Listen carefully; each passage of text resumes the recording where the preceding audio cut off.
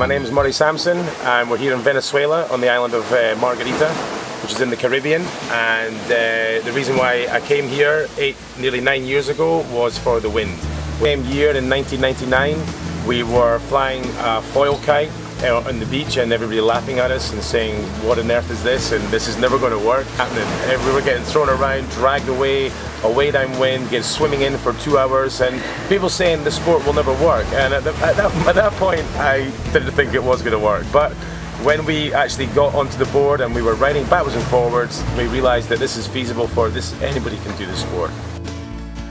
And people started asking us if we could teach them. So we said, yeah, no problem, we'll teach you for some extra beer money to go partying, and off we went.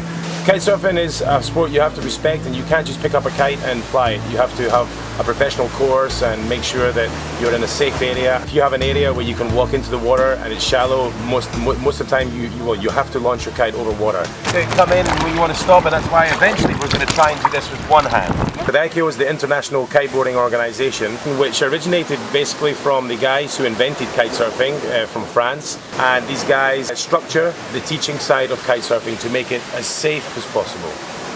I require of my instructors that they must be ICAO qualified, which means they have done an ITC course, which is 5 days long, including first aid. Basically, these guys must have their qualifications to come and work in a school. The instructors speak English, Spanish and French, German as well. The school covers all languages at the professional level.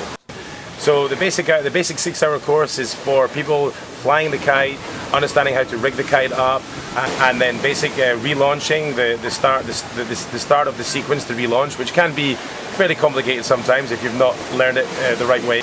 And then we take them in the boat on the 3rd class up to Kite Beach, which we named in 1999, which is 2.5 kilometers upwind of El Jackie Beach. They then try the board and understand how to stand up and actually ride for a couple of meters. So we have boats that take people up to this beach.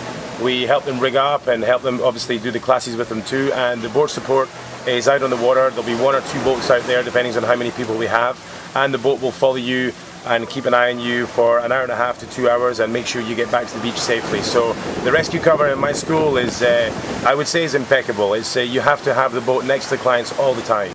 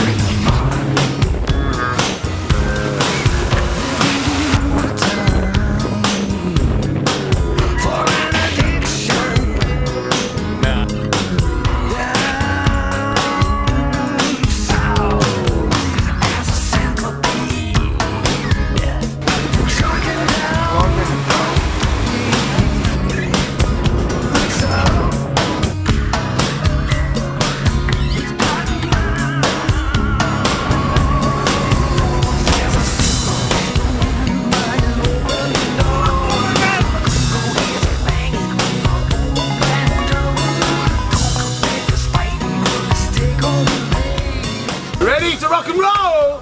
Let's go kitesurfing!